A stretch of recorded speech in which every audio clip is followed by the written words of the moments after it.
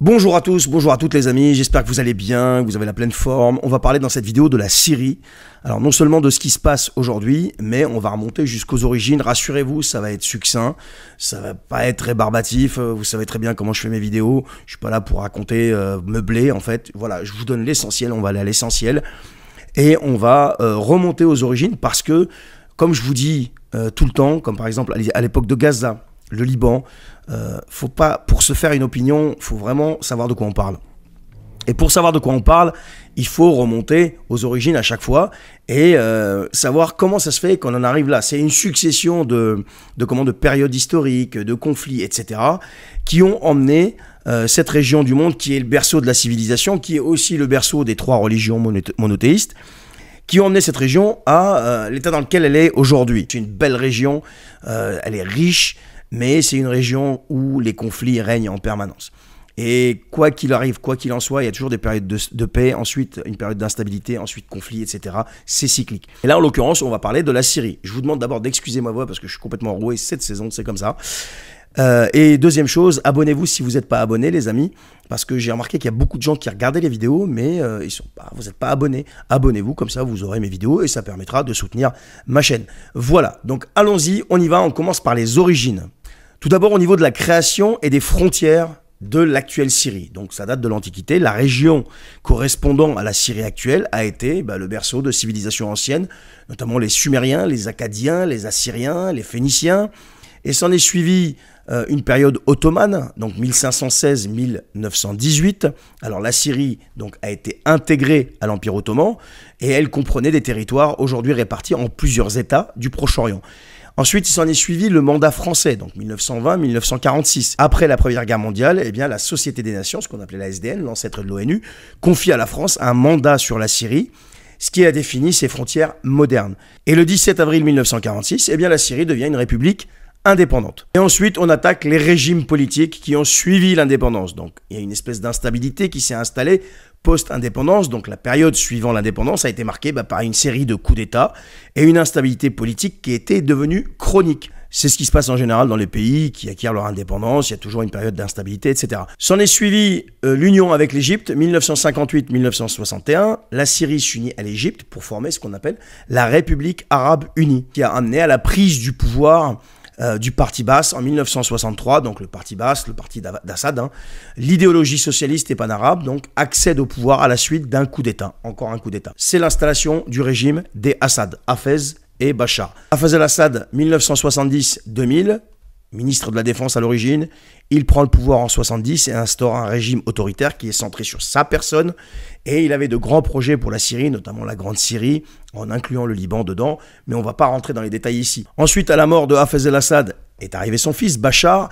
Ce n'était pas lui qui était prévu, c'était Bachar el-Assad. Mais Bachar el-Assad s'est tué en voiture, donc c'est Bachar qui a pris la place du père. Et donc lui, il a poursuivi, il a maintenu un régime autoritaire avec des fameuses promesses de réformes, etc., qu'il n'a pas tenues, bien sûr. Il a gouverné la Syrie d'une main de fer, mais Bachar, c'était pas le père.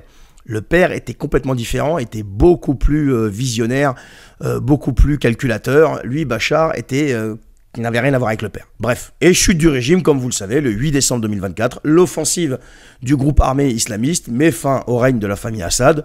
Bien sûr, il n'y est pas parvenu tout seul, mais on ne va pas rentrer tout de suite dans les détails. Voilà globalement de l'origine jusqu'à aujourd'hui. Après, il faut s'intéresser à la population, la démographie. Alors, avant le début du conflit en 2011, eh bien, la population syrienne était estimée à peu près 21 millions d'habitants.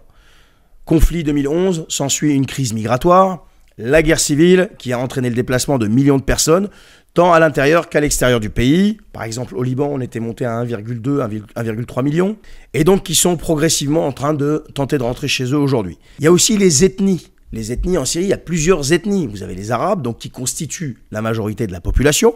Vous avez les Kurdes, qui représentent à peu près 10% de la population, principalement dans le nord-est du pays. Et vous avez d'autres minorités qui incluent les Arméniens, les Assyriens, les Turkmènes, les Circassiens et d'autres groupes ethniques que je ne vais pas citer ici. Ensuite, au niveau des religions, quelles sont les religions qui sont présentes en Syrie? Donc, vous avez les musulmans sunnites, qui sont majoritaires, qui représentent à peu près 70% de la population. Vous avez les Alaouites, qui sont considérés comme une secte chiite à laquelle appartient la famille Assad et qui est minoritaire, 10 à 12% de la population.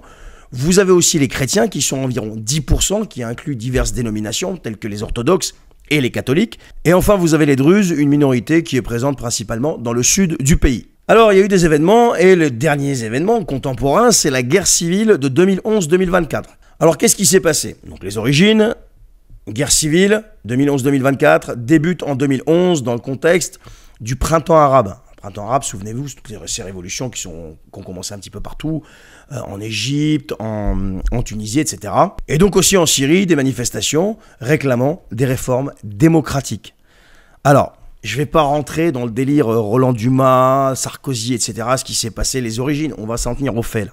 Donc ces manifs ont entraîné une escalade, et donc le conflit va évoluer en guerre civile, qui va être très complexe et qui va impliquer le régime et des groupes rebelles, des organisations djihadistes et des interventions étrangères, notamment la Russie, il y a eu la France, il y a eu les États-Unis, etc. Et tout ça n'a pas été sans conséquence, destruction massive des infrastructures, crise humanitaire et fragmentation complète du pays en zone contrôlée par des différentes factions. Ce qui nous amène à la situation actuelle, donc décembre 2024, le 8 décembre, chute du régime de Bachar al-Assad, le régime tombe, s'effondre sur lui-même, suite à une offensive donc du groupe armé de Al-Jolani, qui s'appelle en réalité Ahmad al-Shara, qui est le commandant de l'offensive. Le territoire est toujours aussi fragmenté, le pays est divisé en plusieurs zones qui sont contrôlées par diverses factions, avec une présence continue d'acteurs étrangers tels que la Russie, l'Iran, la Turquie et les États-Unis.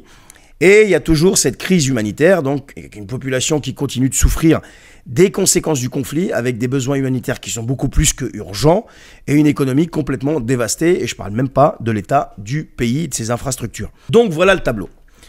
Alors aujourd'hui, on pourrait être tenté de dire, ouais, on s'est débarrassé d'un dictateur comme Bachar, avec tout ce qu'on est en train de découvrir, hein. Moi, je suis né au Liban, c'est mon pays d'origine, c'est mon pays de naissance auquel je suis très attaché. Et je peux vous dire que nous, les Libanais, on connaît vraiment la famille Assad. Pas en bien, pas en bien. Donc, on peut être que satisfait de la chute de cette dynastie, entre guillemets. Mais ce qui arrive après, eh bien, on est sur une période d'instabilité complète. Et celui qui a succédé n'était ni plus ni moins qu'un type qui était recherché par les Américains avec une récompense de 10 millions de dollars sur sa tête qu'ils ont annulée la semaine dernière, il y a 10 jours. Voilà. Donc aujourd'hui, on serait tenté de se poser des questions, mais l'autre, on l'a fait tomber, mais on a mis un mec qui est ce qu'il est, il est connu pour ce qu'il a fait. Je ne vais pas dire ce qu'il a fait ici. C'est complexe. Et le fait que ce monsieur ait pris le pouvoir, c'est pas une histoire il s'est révolté, il a gagné la guerre contre Bachar. C'est pas que ça. Ils ont été aidés. Il y a une volonté régionale d'en finir avec l'axe iranien, syrien, Hezbollah au Liban, je ne dis pas libanais, Hezbollah au Liban. Il y a une volonté de briser cet axe, et Netanyahou, il y a quelques, je dirais, mois en arrière, même pas mois, quelques semaines en arrière, il avait lancé un avertissement à Bachar en lui disant que s'il ne se rangeait pas de son côté, il allait le faire chuter. Et c'est pas lui directement, mais c'est toute une espèce de coalition qui s'est mis d'accord pour faire chuter Bachar. Sinon, quelle serait l'explication que son régime tienne de 2011, enfin 2011-2012, quand le conflit a vraiment éclaté, jusqu'à là, et là tombe en 12 jours. C'est impossible. Les mecs sont arrivés avec des chars, les mecs sont arrivés avec du matériel, ils étaient aidés, ils étaient appuyés. Et la Turquie derrière, mais il n'y avait pas que la Turquie, tout le monde dit la Turquie, mais il n'y avait pas que la Turquie. Donc tout ça pour vous dire que tout ça, si c'est arrivé, c'est beaucoup plus grand qu'une simple révolution d'un groupe armé ou d'une population qui n'en peut plus, contre un affreux dictateur. Ça va plus loin que ça. C'est une intention internationale de régler ce problème régional pour qu'enfin il puisse exploiter des ressources et puisse éventuellement faire vivre cette région, bien sûr, dans la paix. Et la prospérité, on verra, parce que bien sûr, tout ça n'est pas fait gratuitement. Et ce que vont rapporter ces ressources, notamment en pétrole, en gaz, etc., eh bien, il y aura une partie qui sera reversée à ces pays qui en sont à l'origine, qui en ont la propriété. Mais croyez-moi, ça sera une infime partie, comparé à ce que les Occidentaux, par exemple, et même la Russie, hein, parce qu'il ne faut pas se raconter des histoires, ils sont tous de mèche, vont récolter. Tout ce que j'espère personnellement, c'est que ces guerres s'arrêtent, que ces populations puissent vivre, et que ces massacres prennent fin, parce que très sincèrement, jusqu'à présent, ceux qui décident de tout ça, c'est pas ceux qui perdent leur famille, leurs amis, leur maison, etc., etc. C'est pas leur vie qui sont dévastées. Voilà. Voilà ce que je peux vous dire sur la Syrie, les amis. J'espère que cette vidéo vous a plu. Si c'est le cas, écoutez, commentez-la, partagez-la, likez-la, abonnez-vous si vous n'êtes pas encore abonné. Et moi, je vous retrouve la prochaine fois. Et merci à vous. Salut.